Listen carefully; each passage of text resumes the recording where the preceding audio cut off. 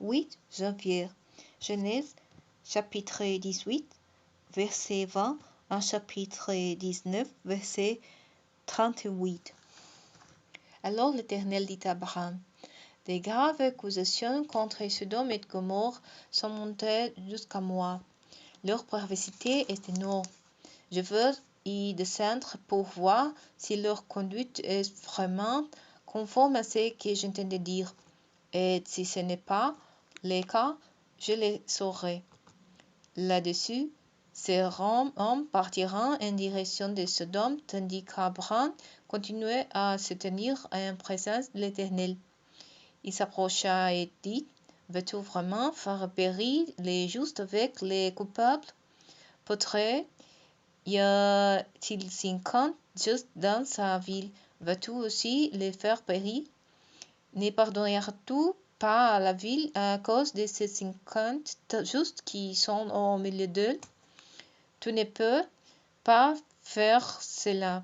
Tu ne peux pas traiter de la même manière les justes et les coupables et faire mourir les justes avec les méchants. Toi qui justes la terre entière, n'y agirais-tu pas selon le droit? L'Éternel lui répondit, si je trouve à Sodome 50 justes, je pardonnerai à toute la ville à cause d'eux. Abraham reprit, je n'ai su que plusieurs et cendres, et pour 30 j'ai osé parler à mon Seigneur. Peut-être que des 50 justes, il en manquera 5. À cause de ces 5 hommes et moi, vas-tu détruire toute la ville? Dieu répondit, non, je ne la détruirai pas si trouve 45 justes. Abraham reprit à nouveau la parole et dit, peut-être ne s'y trouvera-t-il que 40 justes? Et Dieu dit, à cause de ces 40, je ne la détruirai pas. Abraham poursuivit, que mon Seigneur ne se fâche pas si j'insiste. Peut-être n'y aura-t-il que 30 justes? Et Dieu dit, si j'en trouve 30, je ne détruirai pas la ville. Abraham répète, voilà que j'ai osé parler à mon Seigneur, mais peut-être 100 trouvera-t-il seulement 20? Et Dieu répondit, à cause de ces 20, je ne détruirai pas la ville. Abraham dit, que mon Seigneur ne se mette pas en colère, et je parlerai une dernière fois. Peut-être ne s'y trouvera-t-il que 10 justes. Et Dieu dit, à cause de ces 10 justes, je ne détruirai pas Sodome. Quand il a fini de s'entretenir avec Abraham, l'Éternel s'en alla et Abraham retourna chez lui. Le soir, les 2 anges arriveront à Sodome. Lot était assis à la porte de la ville, et les voyant, il se leva pour aller à leur rencontrer et se prosterna face contre terre. Il leur dit, s'il vous plaît, mes seigneurs, acceptez de faire un détour et de venir loger dans la maison de votre serviteur. Vous pourrez, vous, y laver les pieds, et vous y passerez la nuit, avant de poursuivre votre route. Non, lui répondit-il, nous passerons la nuit sur la place. Mais l'autre insista tant qu'ils finiront par accepter de se rendre dans sa maison. Il leur fit préparer un festin et courir du pain sans levain, et ils se mirent à manger. Quand ils furent sur le point de se coucher, la maison fut encerclée par les gens de la ville. Tous les hommes de Sodome, jeunes et vieux, étant venus là du bout de la ville. Ils appelleront Lot et lui demanderont, où sont ces hommes qui sont venus chez toi cette nuit? Amenez-les nous pour que nous entrions en relation avec eux. Lot sortit sur le pas de sa porte et referma la porte derrière lui. Non, mes frères, leur dit-il, je vous en supplie, ne commettez pas le mal. Écoutez, j'ai 2 filles qui sont encore vierges. Je vais vous les amener. Vous leur ferez ce qui vous plaira, mais ne touchez pas ces hommes, puisqu'ils sont venus la s'abriter sur mon toit. Ôtez-toi les de là, lui crieront-ils. Oui, ajouteront. Voyez-moi cet individu. Il est venu ici comme étranger et maintenant il veut jouer au juge. Eh bien, nous te ferons voir plus qu'eux. Puis ils pousseront violemment l'autre des côtés et s'approcheront de la porte pour l'enfoncer. Mais les deux hommes venus chez l'autre se saisiront de lui, les ramèneront vers à l'intérieur de la maison et refermeront la porte. Ils frapperont d'aveuglement les gens massés à l'entrée de la maison, jeunes et vieux, de sorte qu'ils n'arriveront plus à trouver la porte. Alors les deux hommes diront à l'autre: Qui es-tu encore de ta parenté dans cette ville, des gendres, des fils et des filles, qui que ce soit, fais-les sortir de là. Nous allons détruire cette ville, parce que des graves accusations contre ses habitants sont montées jusque devant l'Éternel. C'est pourquoi l'Éternel nous a envoyés pour détruire la ville. Là-dessus, l'autre sortit et ouvrit les fiancés qui veillant prochainement épouser cette ville. Allons, leur dit-il, il faut quitter ces lieux, car l'Éternel va détruire la ville. Mais les fiancés prirent ces paroles pour une plaisanterie.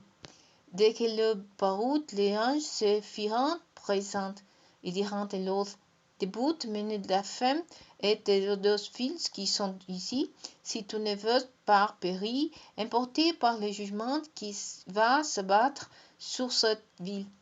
Comme ils étaient encore, les deux hommes les prirent par la main, lui, sa femme et ses deux fils, car Dieu voulait les épargner, et ils les entraînèrent hors de la ville. Une fois hors de la ville, l'un des hommes lui dit: Sauve-toi, il y va de ta vie. Ne regarde pas derrière toi et ne t'arrête nulle part dans la plaine.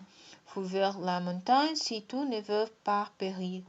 Oh non, monsieur, lui dit l'autre, ton serviteur a déjà obtenu ta faveur et tu as été très bon envers moi en me sauvant la vie. Je ne pourrai pas m'enfuir jusqu'à la montagne, je risque d'être atteint par les malheurs et de mourir. Il y a cette ville là-bas, elle est assez proche pour que j'aie le temps de me réfugier. Elle est insignifiante. Permettez-moi de vous jusque-là pour sauver ma vie. N'est-elle pas peu de choses? Bon, le dit l'ange, je t'accorde encore cette faveur et je ne ferai pas venir de catastrophes sur la ville dont tu parlais. Mais dépêche-toi de te sauver, car je ne peux rien faire avant que tout soit arrivé. C'est pourquoi on a nommé la ville soit peu de choses. Au moment où le soleil se levait, l'autre arrivait à Tsoar. Alors l'Éternel fit tomber sur Sodome et sur Gomorrhe une pluie de soufre inflammé par un feu qui venait du ciel de l'Éternel. Il fit venir une catastrophe sur ces villes ainsi que sur toute la région. Toute la population de ces villes périt ainsi que la végétation.